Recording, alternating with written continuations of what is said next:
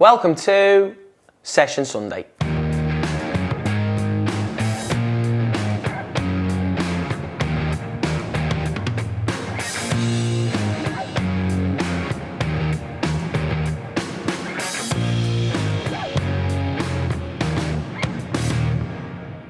Hi guys, it's Jack Edwards, and in today's video we're going to be taking a look at switch and play to retain possession.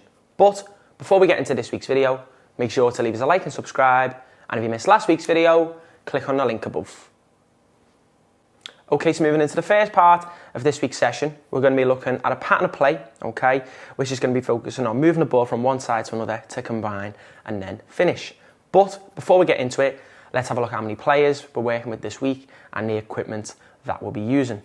So in terms of players this week, we're going to have 12 outfield players plus a goalkeeper. Now, if you don't have a goalkeeper, okay, try and get a coach or a parent to volunteer to go in goal, okay, or the players, you might, as we go further on, can have them swapping over. Obviously, he's working with a younger age group as well. Now, in terms of the equipment for this week, we're going to be using balls, bibs, cones, and then if you have mannequins or poles as well to use, that would be great, okay, to use for the players to move away from the defender, okay, especially in this first drill. So the setup for this part of the session, so the depth from the goal line into here, okay, we're going between 20 and 25 yards. You can decide how far you want to go out. Then these players in here are going to be 10 yards further back, okay, and then this player here 5 yards further back. So you're going between 35 and 40 yards of total depth. Now, in terms of the width, okay, you're trying to use as much as you can, okay? So the distance between these two players each side, okay, is going to be around 10 yards, okay? And then the gap between these two players is going to be around 5 yards, okay? So you've got 15, 30, okay? Middle area here, okay, will be 10 yards, and then this will be a little bit shorter, okay? So it's going to be between 5 and 10. So I'd say about 7 yards would be perfect for that, okay? And then obviously these two players are going to be in that 10 yards in here, and this player will just be between these two, so about 2 or 3 yards in between.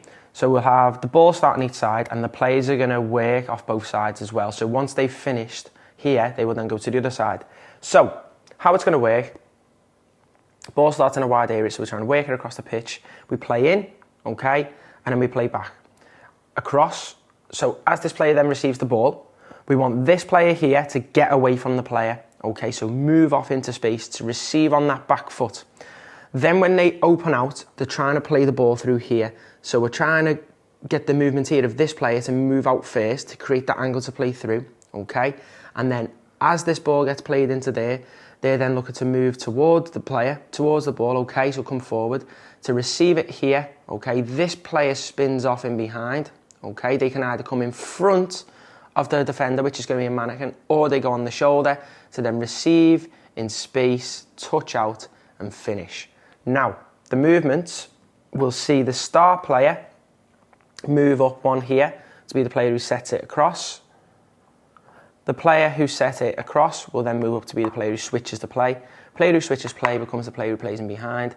This player will go and be the finisher, and then the opposite player will go join this queue.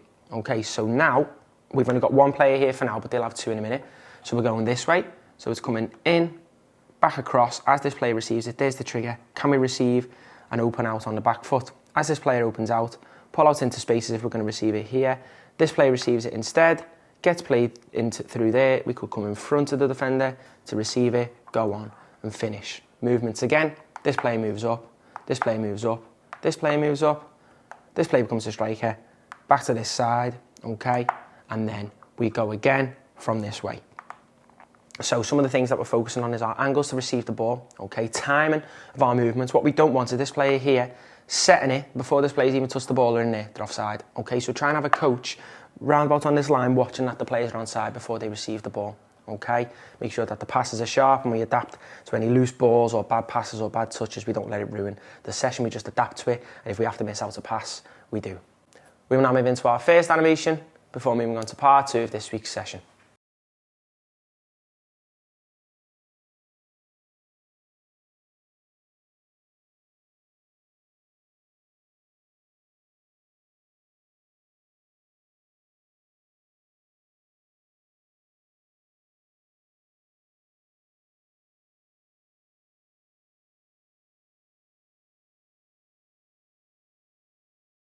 Now moving into part 2 of this week's session, we're now focusing on a possession-based game, which is focusing on trying to switch possession by using players on the outside to play through the middle of the pitch. So we're going to split our group into 3 groups of 4, plus the goalkeeper. Now, in terms of the setup, we're going to have 30 yards of total depth, okay, but it's going to be 25 yards in here, and then 5 yards for the keeper, which is going to be a 5x5 area. 25 yards of width, okay, these areas here are 5x5. So the players in the middle can move in any of these areas here, and the 2 wider areas here as well. Okay, they just can't go in the boxes here. As progression, you might see that the players on the outside can be opposed, they can be tackled. Okay, but for now we're having them unopposed. Now, the aim is to receive the ball, okay, and use the outside players to retain possession. Now, the outside players can only play to each other once before the ball then has to come back into the middle, okay? So what we're focusing on for the team in possession is our movement to receive the ball, our angles to receive the ball, the ability to play out, okay, by opening out, and the ability to play short and long. Then in terms of psychological side, spatial awareness, okay, so making sure that if we can't receive the ball in a certain area, okay, so this player might be marked in here, can they spin out to create space for a teammate to receive the ball and then play out of pressure? Can we use the goalkeeper as well to be able to change the angle, okay? And then once a player receives the ball, instead of standing still, okay, can we look to then get on it again?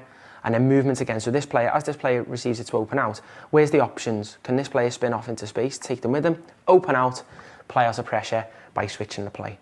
Now, in terms of like competition-wise and scoring it, it could be every set amount of passes can be a goal. It could be 5, it could be 10 if you wanted to as well. And then after a certain amount of time, the players on the outside can swap over, or it could be a certain amount of points reached, the teams can swap over as well. And like we say, with the players on the outside, you want to try and limit them to maybe 2 touch maximum so that they're playing in quickly, okay? They're not allowed to switch to each other. After one player switched it, it then has to come back into the middle before going again. So then, let's say the Blues win the ball back. The Reds look to then narrow off. The Blues look to create space to receive the ball, okay? And we're looking for that ability to play short, okay? Also that ability to play longer as well, to be able to switch that play out of pressure, okay? When we play out of pressure, okay, can we look to then receive the ball, open out again, play. Okay, so we're playing it short, playing it long, retaining possession, and then that chance to open out and play through to then switch the play, which then moves the opposition about more, creates more space for us to receive it. Okay, they've got to chase it, become more disjointed, and we look to keep the ball again. So it's about moving the ball quickly, being alert at all times to where the ball is, okay, checking our shoulders to recognise where the space is as well. We will now move into our next animation before moving on to the final part of this week's session.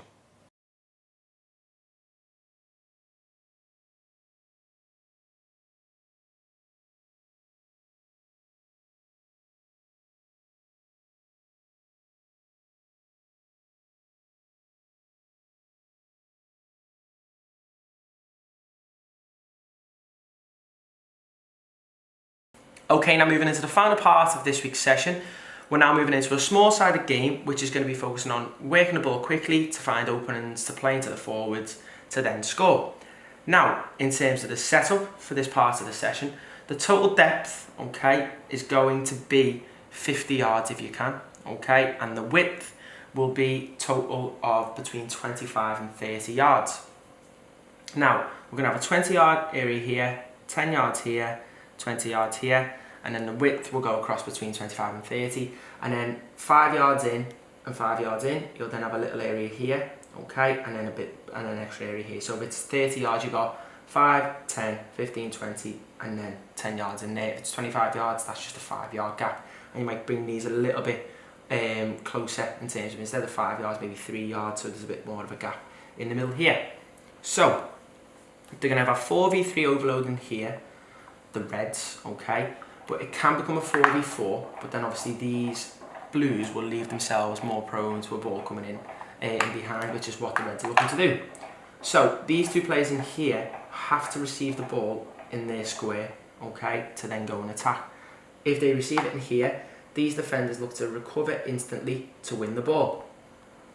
Now, all players are free to move once that ball goes in there, because if they miss the chance to score, okay, and the Blues win it back, we don't want everyone in this area just waiting for the ball, okay? We want to treat it like a normal game situation, okay? We carry on playing, so the Reds are trying to score in there, the Blues are trying to score in these goals until the ball is finished, okay? But the trigger for that to happen is winning the ball, okay, is the ball going into here, and then we carry on from there. If the Blues win it back in here, okay, they can get support from these players again. So the trigger is basically the Reds when receiving the ball in here and going to score, or the Blues winning it back. Okay, that's when we play as a normal game. So for the Reds, they're looking to stretch the pitch, okay, retain possession, and then when the opportunity is right, okay, when it comes into them, can they play through into these strikers here, who then look to go and score quickly, not given the chance for these defenders to win it. Now we want these boxes to literally be just off the line here, about 2 yards back, so that it gives the chance for the defenders to actually get back and defend, because we're obviously not that far from goal, and also for the Reds to receive it basically in between the lines, okay? So we're looking to move that ball quickly, okay? Can we create angles to receive it on the back foot, play in, and then can we go in as a team to then score? Now, after a set amount of time, you might want to swap the two players in here over. You can swap the two teams over as well. It might be that the Blues have to score a set amount of goals before they swap over. So for the Reds, they've got to be patient, okay, and recognise that they've got an overload, okay? For these Blues in here, they're looking to stay compact, shuffle across, okay, and shift as a unit when the ball comes across to prevent those passes through. Now, if it becomes frustrating, the players just got to keep moving the ball quickly, okay, keep plugging the gaps, and then look to be on the front foot. So once we play the pass here, can we get in short to then receive it and play through quickly? So it's got to be, when that ball's coming to the players, they've got to have an idea where those defenders are to be able to play through. It can't be receive it, touch, head up, head back down, because the chance will be gone. It's got to be, as they play a pass, okay, the forward thinking, okay, can they approach it here to get there ahead of the defender and playing before they react, okay? So communication with the teammates, okay, encouraging players to get on the ball, the ability to take risks, okay, so if we don't take any risks, we're never going to score, and if we do lose possession, okay, positive reaction to win it back, okay? So again, angles to receive the ball, ability to open out, ability to play short, to play longer as well, okay, to break the lines, okay, and then, like we say, spatial awareness again, and the initiative to get on the ball and play forward. We will now move into our final animation before concluding this week's session.